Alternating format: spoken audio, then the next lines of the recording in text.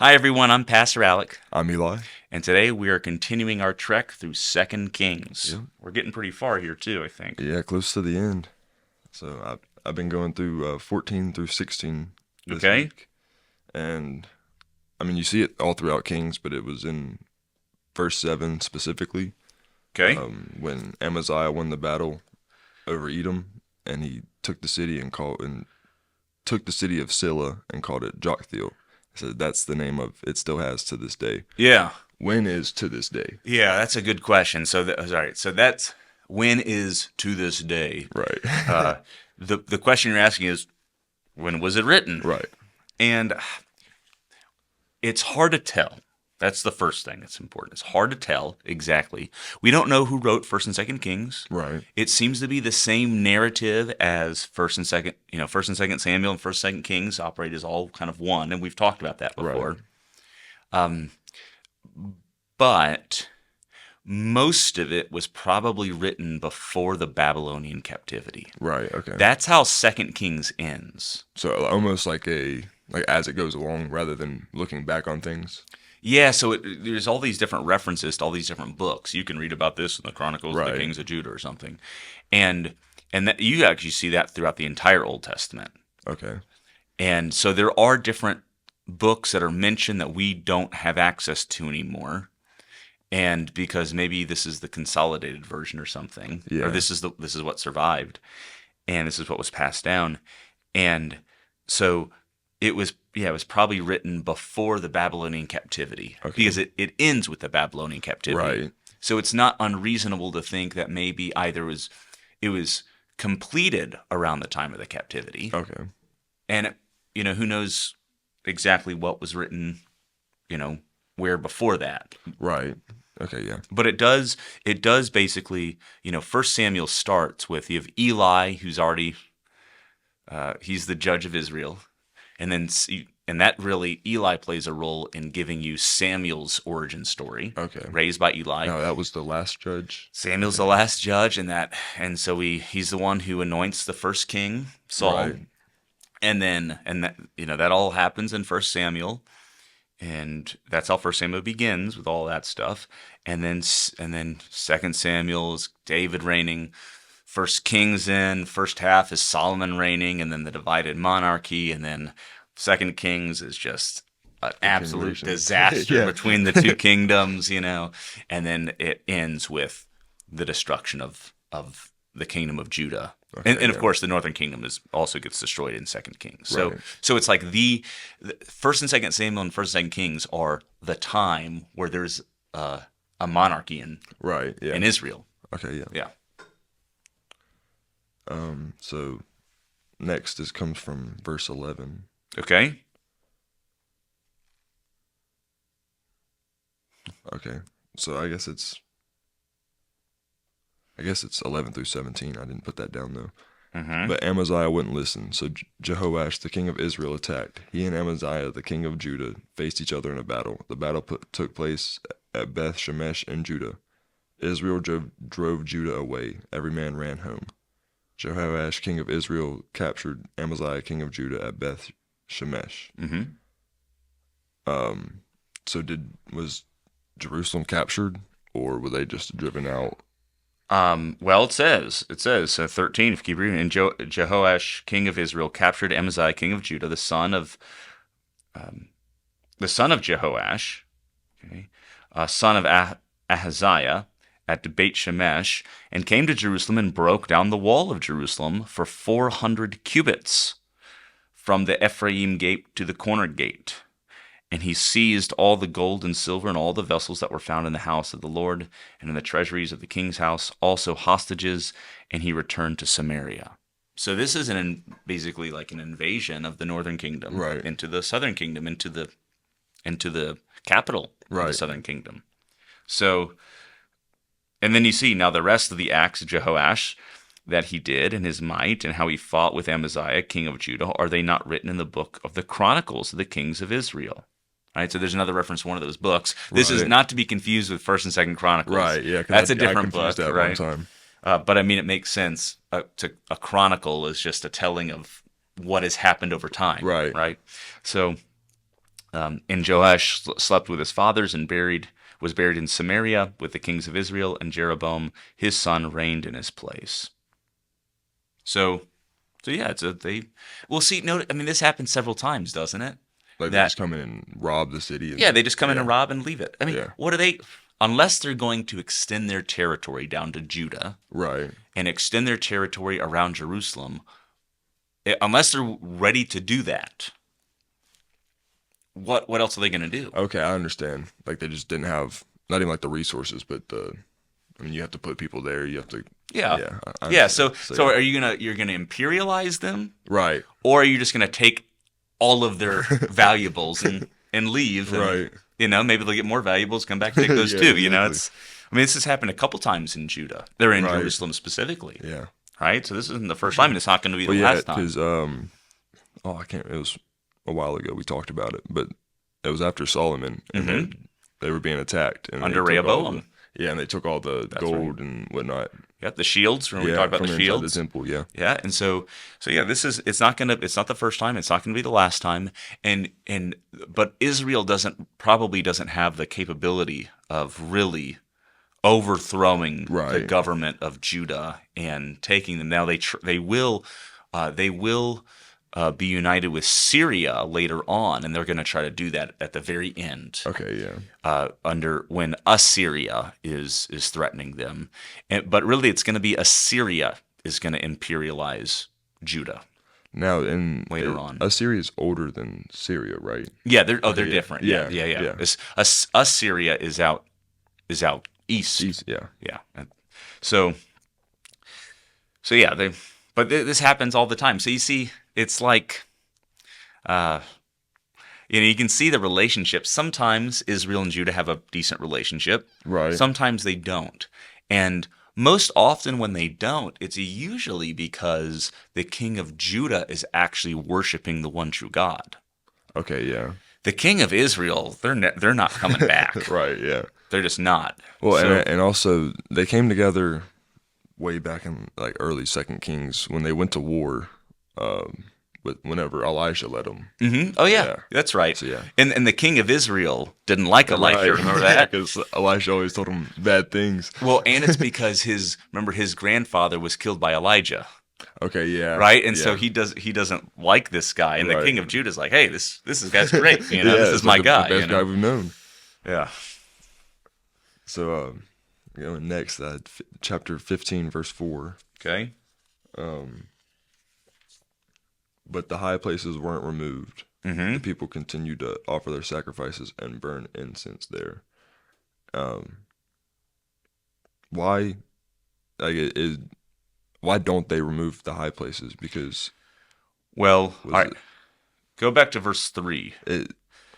Uzziah had done what was right in the eyes of the Lord, Right. just as his father had done. And that's Right. what I was going to ask. Right. So he's worshiping Yahweh. He's a Right. Yahwist. He's worshiping Yahweh, but he doesn't get rid of the high places. Now you have to think, the high places, they've been around for a long time. Even during when Solomon's building the temple, Right. the high places are around. Oh, okay, yeah. Right. So that you see them in First Kings, and the high places are unauthorized places to offer a sacrifice. Right, okay. So you've got this tension in Judah and in Israel. The leadership of Judah and separately the leadership in Israel, they have their designated places of worship. Okay. Right? There's two of them in Israel, the northern kingdom, and then there's one in Judah. Of course, the one in Judah is in Jerusalem at Right. the temple built by Solomon. Right. Okay. So you've got that, and of course the monarchies in Jerusalem. Right. They want you coming to Jerusalem. Yeah. Okay, and they've got their priesthood is in. A lot of them are in Jerusalem, right? That's where the high priest is, because that's where the temple is. Of course, there are Levites all over the place. Yeah. So you've got, on the one hand, you've got the designated, centralized places of worship. Okay, again, there's two in the north, but it's like two centers on either side, the north and the Right. southern part of the country. Yeah, 'cause Okay. that's where they built the calf. That's where they built the calves, right? Jeroboam the first built the calves. Okay, all right. So the people don't necessarily want to go there all the time. Right. They didn't build the temple. Right? In Jerusalem, they might live miles and miles away. What does Jerusalem have anything to do with them? Right. That's true. Right? So they have these, you have to think they've got these family places where maybe there's a high place where their family has been offering sacrifices for hundreds of years, maybe even before the temple was built. Okay. They were doing it Yeah. before the temple was built. Right. Okay? I mean, you've got different places you even see in Genesis way before this. Abraham is offering sacrifices. Right. Jacob is I remember offering that. sacrifices. They're doing this stuff. And so you've got these places that they would maybe rather bring their sacrifice. And so there's a tension. Now, Right. and of course, if you're going to the high place, it's probably very unregulated, right? Who's there to deem the sacrifice worthy? Right. Yeah. Maybe they can pay and bring a Levite along or something. Yeah.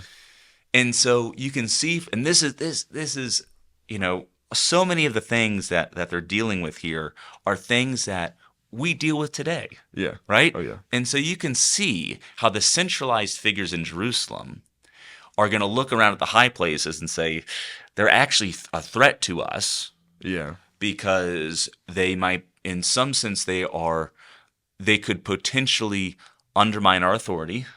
Right. They could, it's no matter what, it's not support of the temple. And we want all the money and everything to go to the temple, Right. right? So that's one reason why they wouldn't like it. Another reason why is that who knows what if your family is worshiping Yahweh, the one true God, but what if they're worshiping somebody else also? Right. At these high places, they also worship Asherah, the goddess of heaven. Right. They might also worship Baal, right? And so there is kind of this healthy, then, frustration or fear about the whole thing. Yeah. Okay. And I think that when you've got a king who does trust in Yahweh and does believe the temple is there not just to make him look good, but because that is the place where the worship where the sacrifices to the one true God happen, Right. then that's one thing. Okay.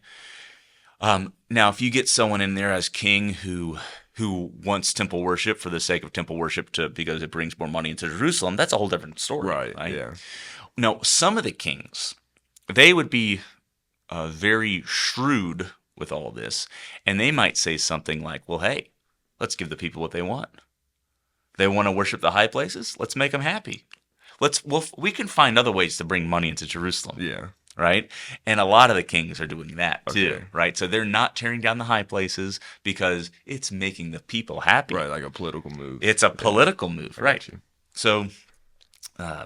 So here, all right, Azariah, he's trusting the one true God, but he's not going to get rid of the high places. Right. And most of them don't get rid of the high places. It's probably it's politically too dangerous to get rid of the high places. Yeah. Right. Yeah. Yeah. Yeah. And I like how you say the same thing's going on today, because I mean, there's people who fight change now. Yeah.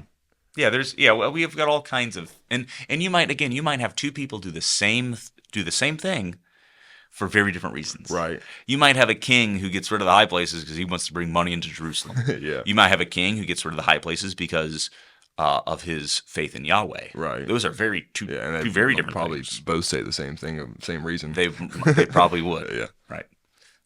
So moving to chapter 13. Back to 13 or No, actually 14. okay.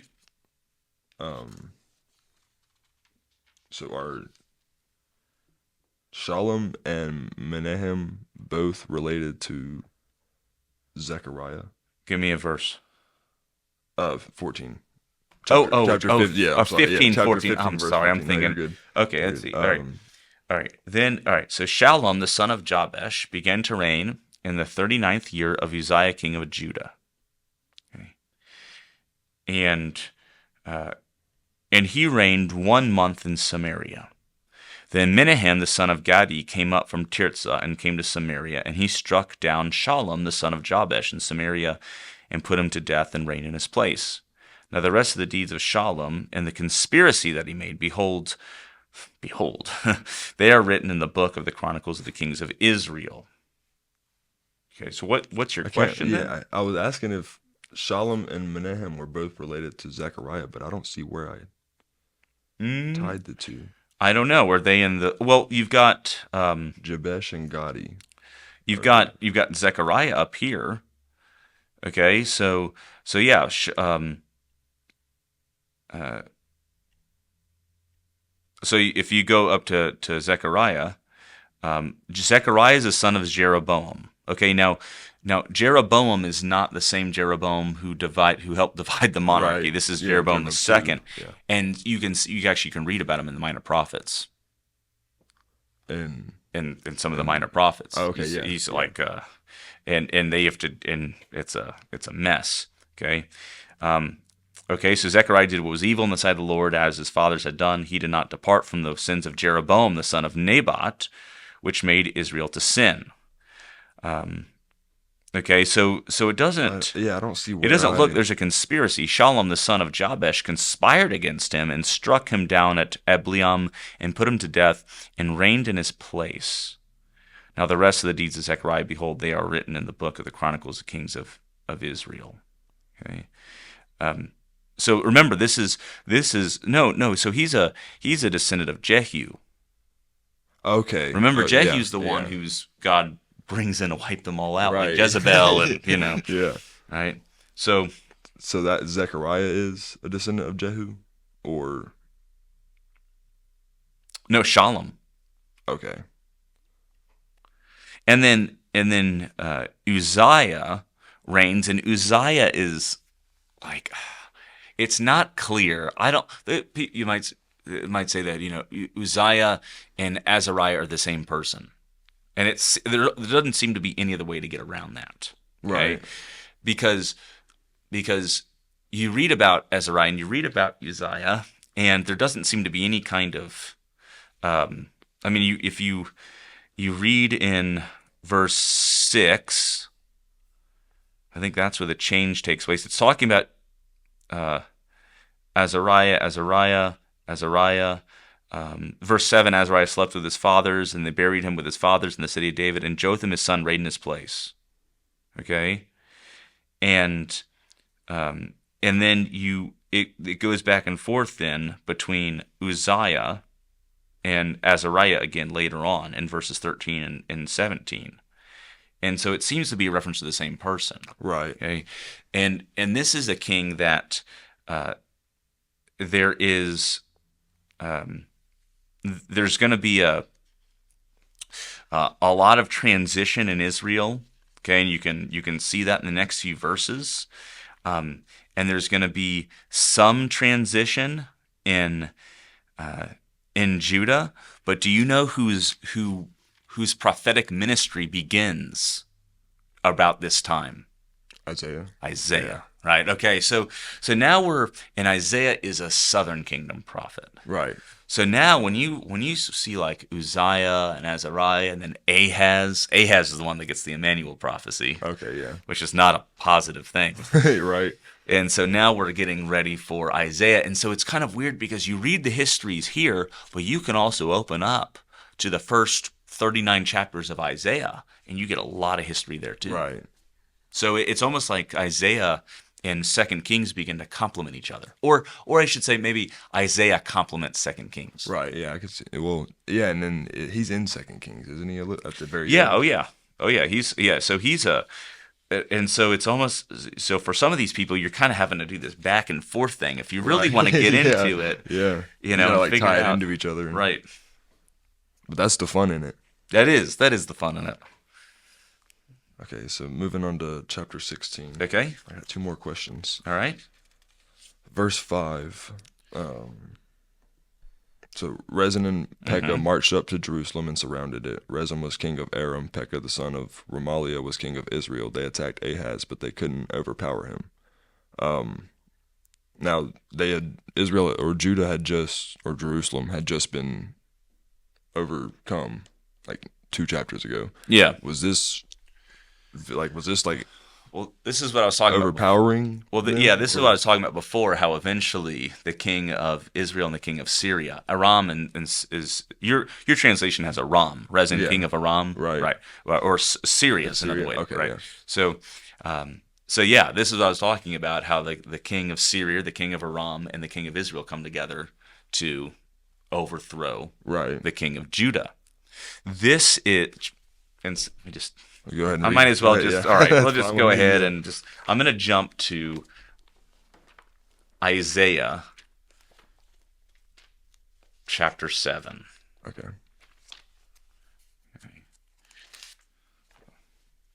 Get my little bookmarker here. It's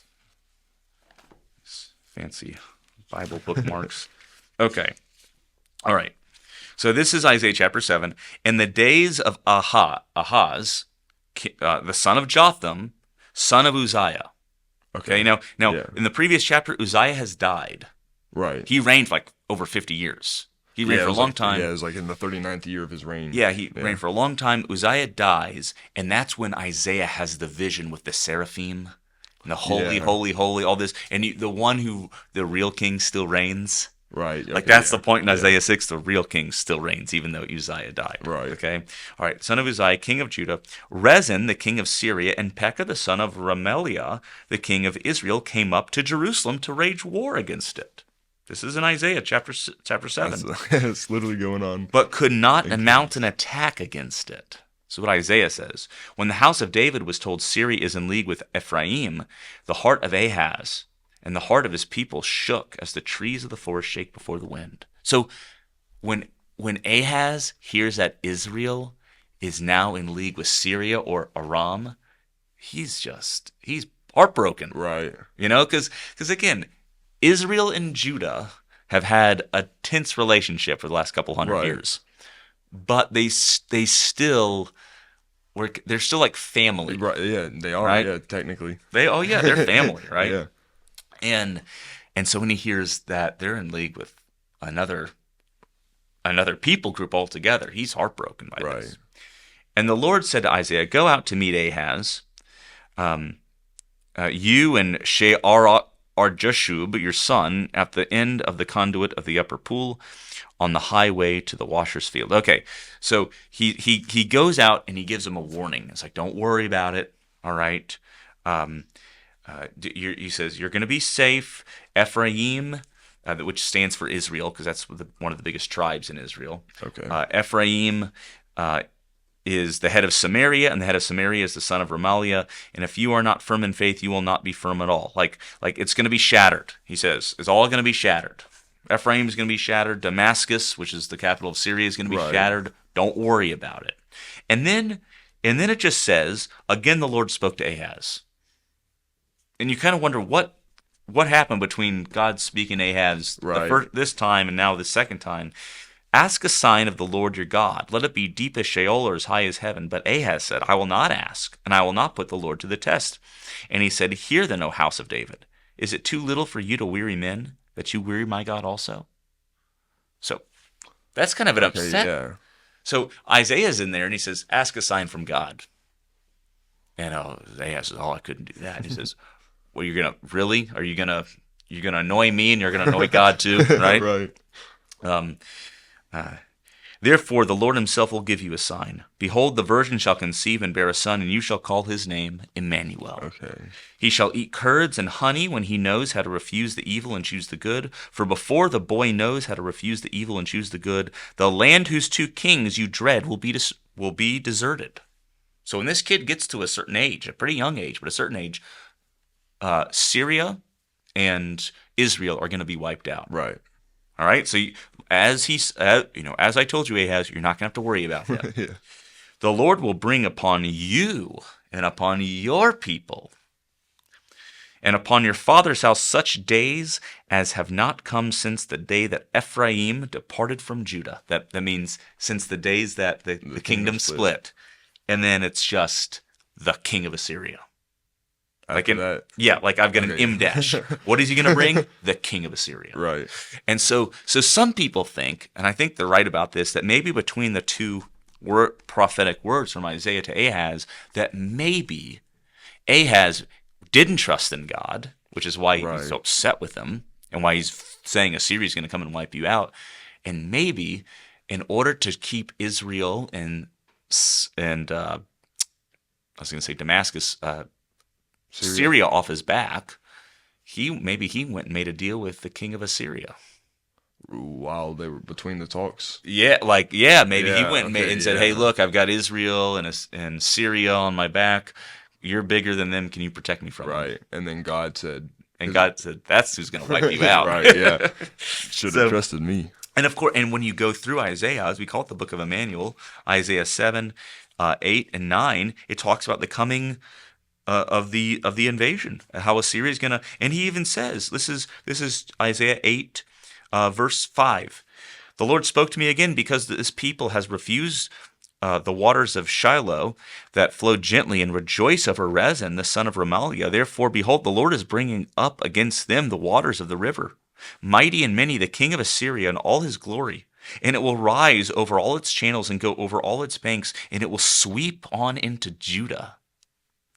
It will overflow and pass on, reaching even to the neck, and its outspread wings will fill the breath of your land, O Emmanuel.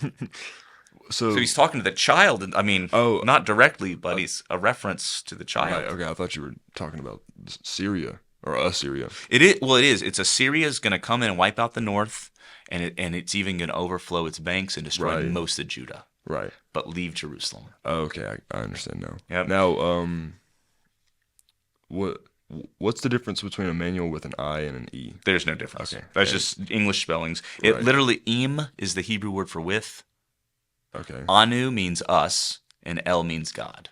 With Okay. us, God is Okay, yeah. literally what it means. So, and then you go to chapter 9, and you get the child is coming.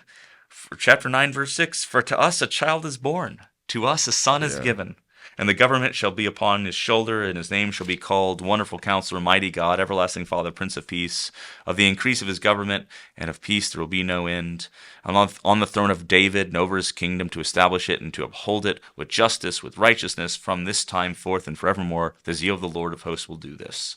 So there's this so you think of that and you think of who? That verse? Yeah. I'm not gonna lie, I think of that and I think of the old Nancy Pingle plays Oh. we used to do, Oh. and that was one of my verses actually. Okay. About whom? Jesus. Jesus. Right. That's right. That's why those kinds of things are really good for you, because you Yeah. remember the verse, right? Okay. Yeah, So it's well immediate- done, right? It's immediately what I thought of. That's good.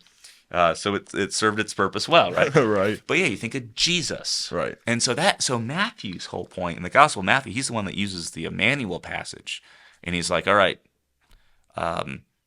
Jesus is the Emmanuel child. Now, Right. there was a child born in Isaiah 7, 8, 9. Yeah. Okay? And he was a fulfillment of Isaiah's prophecy. Okay? Now, he is not going to be the wonderful counselor, the Right. Prince of Peace, some people think the Emmanuel child could have been Hezekiah, who does all kinds of reforms in the temple, Right. and is a very good king. Maybe the fuller, the fuller fulfillment, that's very redundant, of this passage is in Jesus. Okay, yeah. But there is an Emmanuel child here, and when this, While that's being yeah, Okay, yeah. and when the child's born, what happens? Assyria comes in and wipes them all out. Okay. So if I were to take take that whole thing now, that whole package of the whole thing with Assyria and the northern kingdom and Syria and the threat to Judah and Judah not trusting, and again, Assyria is a threat out east, Right. and now Matthew says Jesus is the Emmanuel child. What should that tell us? They should come in. Well, you should be afraid of something. Oh yeah, yeah. Like something's going to happen. Right. And Jesus goes on, and what does he talk about in Matthew? Well, probably maybe more so than the other Gospels, the destruction of the temple. Right. But this time it's going to be by the hand of the Romans, okay? And so he is the Emmanuel child. And at the end, what does he say in the end of Matthew? I am with you always to the end of the Okay, age, yeah. right? So, but it also puts other things in the Gospel of Matthew into perspective. That's chapter 1 is the Emmanuel prophecy, and Jesus is born. What happens in chapter 2? Well, you find out that the king of Jerusalem is a bad guy, King Herod the Right. Great. All right, Tetrarch, kind of a two-bit politician. Yeah. All right, who else comes? Who else interacts with Jesus and his family and Herod in Matthew chapter 2? That's the wise men. I was about to say, yeah. Where are they from? East. The east. We're out east. Right. And so it didn't say exactly where, just out east. Right. That's where the Assyrians are. Yeah, That's where the the Babylonians Babylonians. are. That's where the Persians are. That's where all the conquering all the kingdoms bad. are. All the bad, big conquering kingdoms. And what do they come to do? Give them gifts. Yeah, that's Peace. right. And bow down and worship Right. him. Right? And so it turns everything on its head. Right. So you get the king of Jerusalem is a bad guy still. Okay, he tries to kill the child. Right. Because he's threatened by him. Yeah. Okay, but in this time, the people out east, instead of coming to conquer, they come down to bow down and worship. So it's almost flipped. It's completely Yeah, flipped. yeah. Well, in the prophecy, the people who walk. This is chapter 9, verse 2. The people who walked in darkness have seen a great light. Those who dwelt in the land of deep darkness, on them has light shone. You have multiplied the nation. You've increased its joy. They rejoice before you. Right? I mean, so yeah, the Gentiles, Okay, yeah. even the conquerors are bowing down to Jesus. Right. Right? I mean, that's Matthew's point. But so if you see the Emmanuel prophecy as just kind of some random thing that somebody said a long time ago pointing to Jesus, you miss all of this. Right, yeah. Right? So anyway, that's our excursus into Well, I'm pretty sure that was all that Isaiah. I had. okay. I don't know if you have. I mean, if you got one more. Yeah, I do have one more. I do want. Let's do one more. Then. So about well,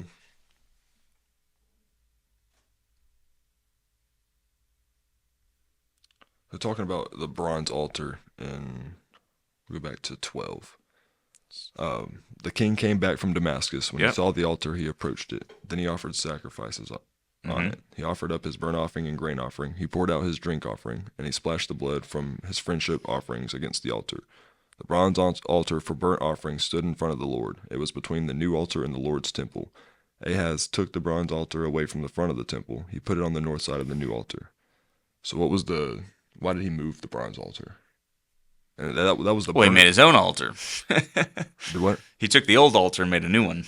Okay. Okay, I understand. And that's the altar for burnt offerings. Is there any more important offerings than the other? Because I mean, you always hear of burnt offerings in the Bible. You know? Yeah, well, there's a variety. If you go back to Levitical law code, there's a variety of different offerings. different reasons? Yeah, there's Okay. different offerings for different reasons. But